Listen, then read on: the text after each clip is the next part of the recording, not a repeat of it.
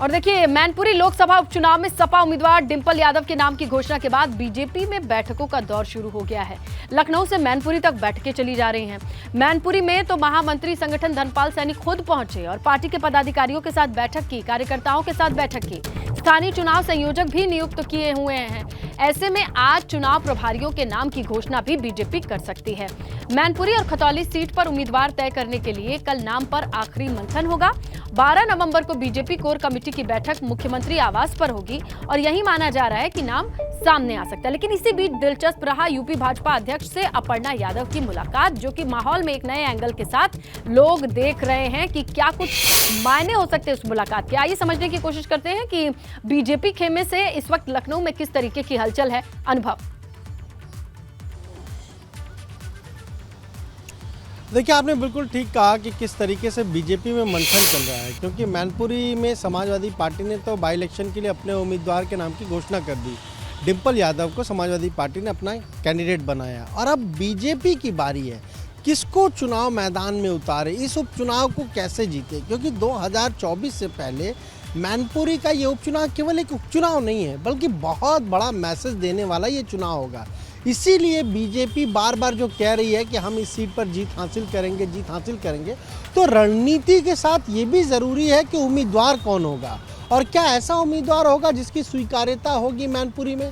क्या मैनपुरी के लोग नेताजी के निधन के बाद जिस सीट पर चुनाव हो रहा है वहाँ बीजेपी के उम्मीदवार को वोट देंगे।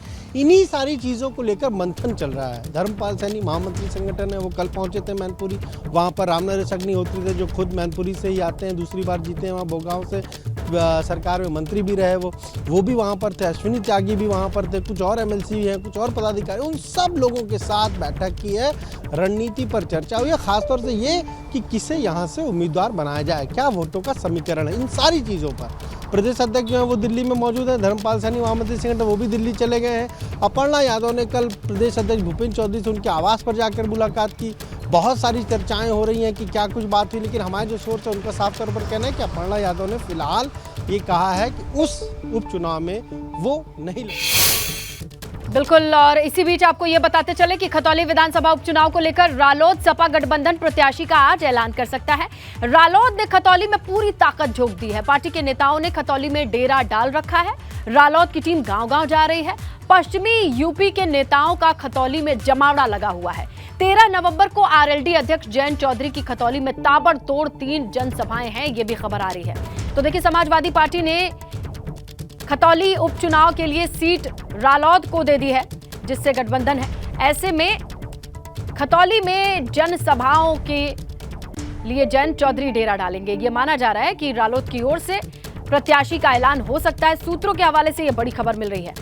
कौन हो सकता है प्रत्याशी के तौर पर रालोद की नजर में? चलिए किस तरीके की इंटरनल अपडेट है, हमारे सहयोगी सनुज का रुख करते हैं। सनुज, ये बताइए कि खतौली में किस तरीके की हलचल है, किसके नाम को लेकर के चर्चा है रालोद के लिए?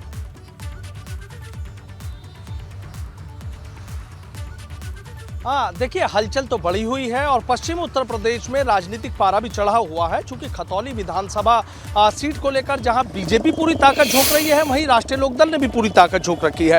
राष्ट्रीय लोकदल के तमाम नेता हैं वो मुजफ्फरनगर जा रहे हैं, खतौली जा रहे हैं, लगातार गाँव-गाँव जनसंपर्क कर रहे हैं, लोगों को तमाम जानकारियाँ दे रहे हैं। लोकदल और समाजवादी पार्टी गठबंधन के प्रत्याशी के पक्ष में माहौल बनाने की पूरी कोशिश कर रहे हैं। हालांकि देखिए, जो नामों की फहरिस्त है वो नामों की फहरिस्त बहुत लंबी है। 2 चर्चाएं निकलकर सामने आ रही हैं। एक तो ये है कि जो जयंत चौधरी हैं वो 13 नवंबर को खतौली में 3 जनसभाएं करने जा रहे हैं। एक जनसभा उनकी मंसूरपुर में होगी, दूसरी पीपलहेड़ा में होगी और तीसरा खेड़ी कुरैशी में होगी। तो एक ही दिन में 3 जनसभाएं करके जो जयंत चौधरी हैं, राष्ट्रीय लोकदल के मुखिया हैं, राज्यसभा सांसद हैं, वो पूरा एक राजनीतिक पारा पूरी तरीके से चढ़ा देंगे। लेकिन 2 चुनौतियां उनके सामने भी हैं। पहली चुनौती ये, चूंकि पार्टी में तमाम नेताओं की फहरिस्त है टिकट में, उसमें तो ऐसा कौन सा नाम पर मोहर लगेगी कि जो वहां पर जीत का परचम लहराएगा। अब बात बीजेपी की कर लेते हैं। तो देखिए, बीजेपी के लिए भी चुनौतियां कम नहीं है। आप ये देखिए कि 2 बार लगातार वहां पर बीजेपी चुनाव जीती है। क्या तीसरी बार वहां पर कमल खिलेगा? किस प्रत्याशी के नाम की घोषणा होगी? कौन प्रत्याशी होगा? कौन इस गठबंधन से सामने लोहा ले पाएगा? तो तमाम ऐसी जो बातें हैं, इसको लेकर मंथन चल रहा है। दोनों ही पार्टियों के लिए कहीं ना कहीं चुनौतियां कम नहीं है। सबसे बड़ी बात तो ये कहना है कि चुनाव हम नहीं, कमल का फूल लड़ता है, लेकिन रालोद के लिए नाम सामने आ सकता है, ये सूत्र बताते हैं। आगे बढ़ेंगे, बात करेंगे विधानसभा सीट पर होने वाले उपचुनाव के लिए आज से नामांकन हो सकेगा। आजम खान को सेशन कोर्ट से राहत नहीं मिली, इसके बाद चुनाव आयोग ने अधिसूचना जारी कर दी है। नामांकन की आखिरी तारीख जो है वो 18 नवंबर है। 5 दिसंबर को मैनपुरी खतौली के साथ ही रामपुर में वोटिंग होगी और 8 दिसंबर को नतीजे आ जाएंगे। तो देखिए, रामपुर के लिए भी अधिसूचना जारी हो चुकी है, जिस पर स्टे लगा हुआ था कोर्ट के आदेश के बाद कि जब तक लोअर कोर्ट ये क्लियर नहीं कर देता है कि आजम की सजा को लेकर के उनका स्टैंड क्या है, तब तक के लिए अधिसूचना पर रोक लगाई गई थी। लेकिन अब जब ये स्पष्ट हो चुका है कि आजम को लोअर कोर्ट से किसी भी तरीके की राहत मिलती नजर नहीं आ रही है, तो ये अधिसूचना फिर से जारी कर दी गई है और आज से रामपुर में नामांकन शुरू होगा, जबकि 2 सीटों पर कल से ही नामांकन शुरू हो गया था। लेकिन चुनाव की जो तारीख है वो वही रहेगी। 18 नवंबर रामपुर में भी आखिरी दिन रहेगा जब नाम दाखिल किया जाएगा। 19 को नामांकन पत्रों की जांच होनी है और 21 तक नाम वापस लिए जा सकते हैं।